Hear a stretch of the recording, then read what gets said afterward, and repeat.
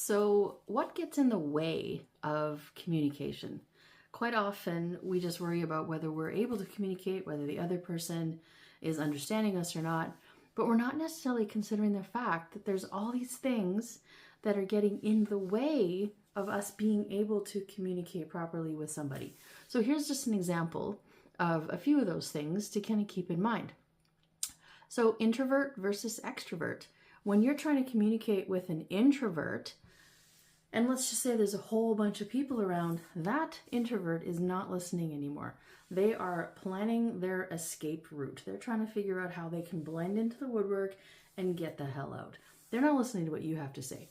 If you want to get the attention of an introvert, you need to do that one-on-one. And vice versa. If you want to get the attention of an extrovert, you're much better off to do it in a group setting where it's interactive and they can actually get involved, have a say. They like the back and forth with other people. But you put them one-on-one and they're probably also looking for an escape route. They're like paying attention to what's going on in the other corner because they want to be involved in that because that's where they're happy. So that's one thing.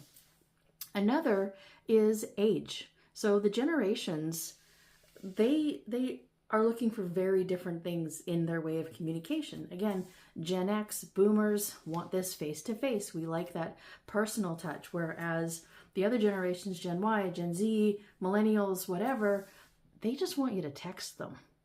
They're happy with that. They don't necessarily need this. I mean, keep in mind there is going to be, variations of this. It can't stereotype completely, but to generalize, this is things to keep in mind when you're trying to communicate with somebody is what is their communication style? What is it that they need? It's not about what you need. It's about what they need so that you can be heard. So next time you're wanting to communicate with somebody, think about it first. What do I know about this person and how can I create an environment that is set up best for them to actually hear me?